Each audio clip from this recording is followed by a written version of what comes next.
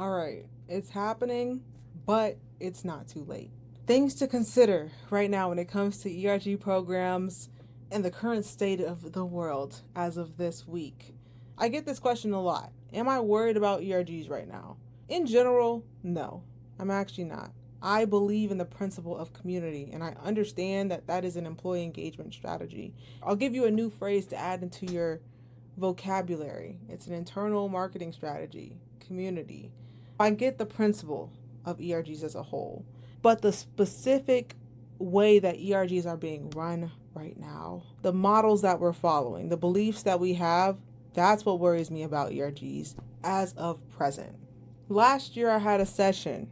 I told you all the boats are in the horizon, as in like if you're like gonna be attacked and you see the ships are coming and it's time to protect your ERG program, to fortify it. I gave the warning. Now the boats are close enough so when they shoot a shot, it hurts, especially if your ERG program is not positioned properly. Granted, I will say it probably hurts regardless, but some folks are feeling this blow more than ever. Just know your ERG program does not have to be in danger. As people will take some of these changes that are happening as permission to outright discriminate against people, here's the reality. Because there will likely be a stagnation, maybe even a subtle decline when it comes to diversity, because we're not intentionally trying to make corporations more diverse now. The thing is, what does that mean for the people from these underrepresented groups that are already part of these companies or that join companies? Here's the reality is that they're going to be needing community more than ever. Employee engagement is going to be even more critical for people who are feeling some type of way because they don't feel seen, because they don't feel like they can be themselves. All these things, the underlying principles when it comes to DEI, people always will seek familiar. Familiar is a form of survival. Community is a form of survival. And a lot more groups are probably going to be seeking these survival spaces with the current climate. A strong employee engagement strategy makes the company a place that's easier to survive. And I don't see the current administration attacking employee engagement. I think that everyone gets that. If you have employees who love your company, they're more likely to stay. I think that people understand that general principle. It's a common sense principle. I beg of you all right now, if nothing else, I beg of you, start talking about your employee resource group program as an employee engagement strategy, as a way to target specific groups of people.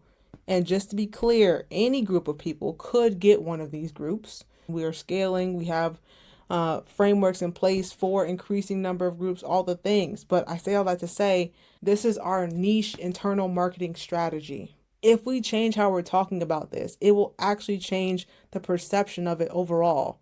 It's not so bad then to have a club that brings results. Like right now, I don't know if you know, but in the marketing world right now, having a strong community is a huge resource. It's something that companies all over are trying to lean into is community marketing. Actually, let me give you an example. I'll even give you one of my special resources. One of my favorite books in the marketing world. I'm a big fan of Gary Vee, okay? One of the things that he shares when it comes to marketing, keep in mind, I believe that ERGs should run like businesses. So that's why I correlate a lot of the learnings that I have from business into employee resource groups. Here we go. Part 3 of this book, the core variables when it comes to marketing. The first thing that he talks about here is cohort development. I'll just read the first line here. Instead of 18 to 35-year-old males, what if you made content for 18 to 22-year-old males living in New York who are into basketball? He goes on to list a few other, and then he says he calls these cohorts with teeth, otherwise specific segmentations that give you the opportunity to create more relevant content. That is the same thing that we're talking about when we talk about employee resource groups. Instead of saying, well, we just want to engage our employees, how about you develop employee cohorts with teeth, real specific niche cohorts of employees that you want to engage strategically. I don't think people are attacking ERGs like we might inherently think they are if we're coupling ERGs with DEI. If we're coupling ERGs with how do we increased representation, even that, yes, is coming under attack. If we approach ERGs with how are we making our products more diverse, or how are we even championing benefits internally for our communities, if you are leading with those three heavy, big things that are going to be under attack, your ERGs are in danger. If you are leaning into the true with the thought that business impact means that you have to be revenue producing and impact these things that are actually under attack, that is when your ERGs are a problem. When commerce or marketplace or whatever you call it, you have as a pillar of the ERG programs, yes, your groups are going to be in some danger because that is what is actively under attack.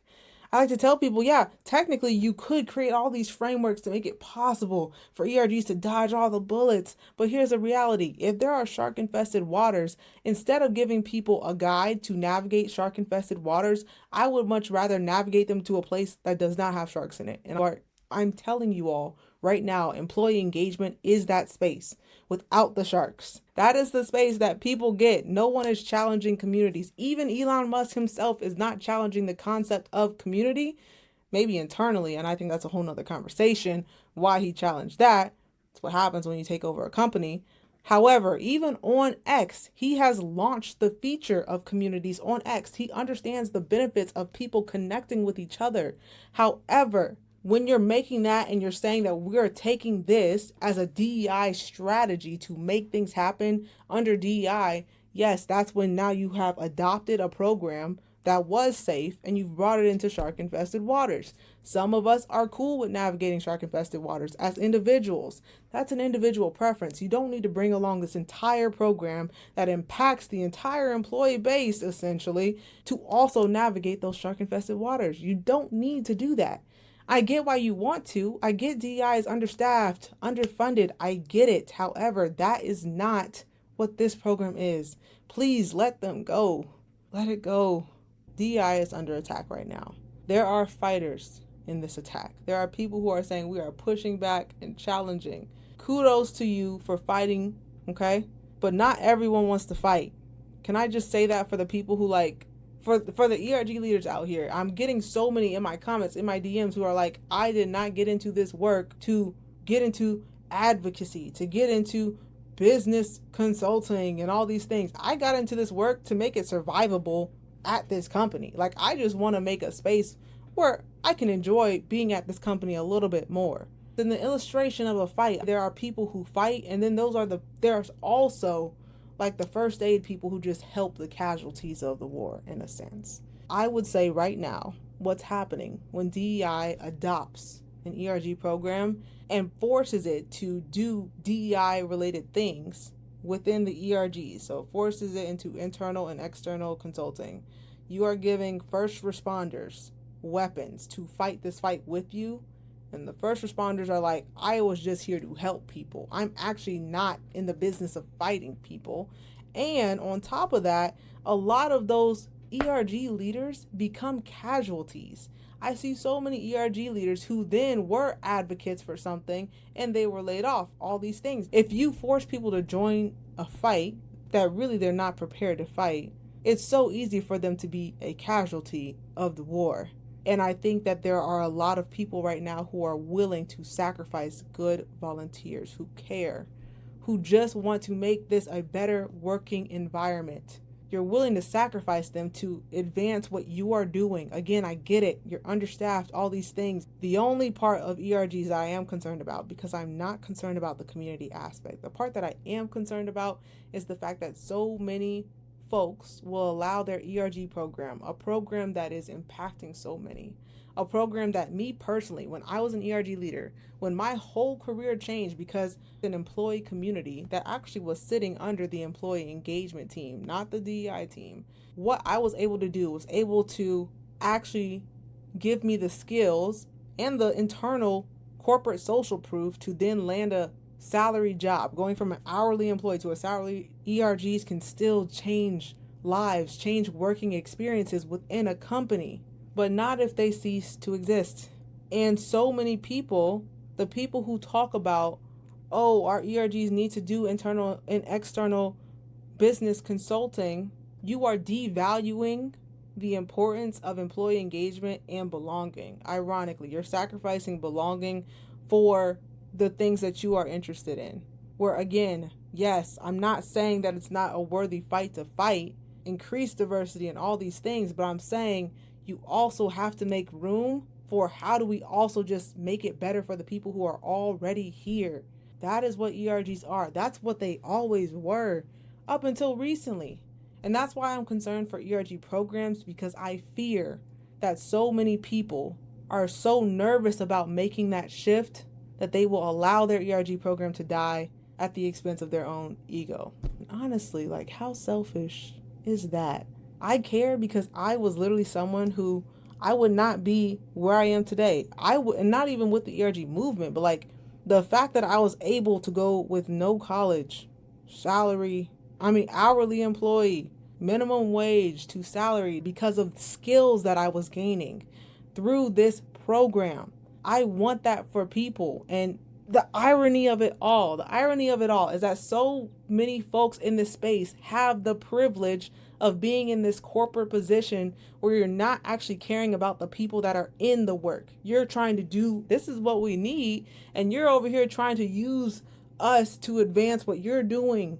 We need help surviving in these corporate spaces. I wrote it here. Sometimes I was ranting last night, so I wrote it down.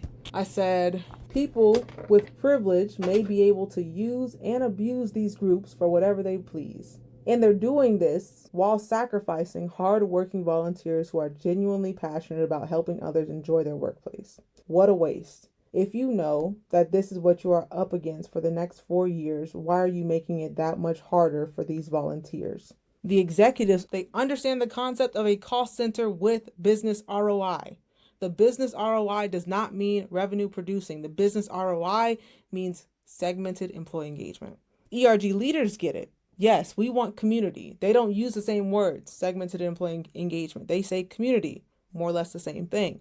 What's the missing piece here? Right there in the middle. Those 3 levels or so of people that are over ERG programs. That's the missing link. And sometimes it ranges. It might just be 1 level. But the people over ERG programs, I'm speaking to you right now. You are the ones with the power to change the narrative on your ERG program. And oftentimes you are also the ones who might be a little bit confused in why your ERG program exists. And I've been trying to kind of sugarcoat this message for a while, but just speaking frankly, you have to pivot. And honestly, you never should have went that direction. In my opinion, in my experience, ERGs can be so impactful and so easy if you just frame it as segmented employee engagement strategy, a cohort-based internal marketing strategy. Hopefully you've gotten something from this. Ultimately, this is my ramble on my take on everything that's happening right now in the space. Like I said, hopefully this was helpful to someone. And if you have specific questions on what that pivot looks like, ask me the questions. Your question is probably a question someone else is asking. But right now, in this moment, your company is making a decision. So you can influence that decision. You can save this program that impacts so many. And I just want to make it as easy as possible for you all to make the right decision. Signing off.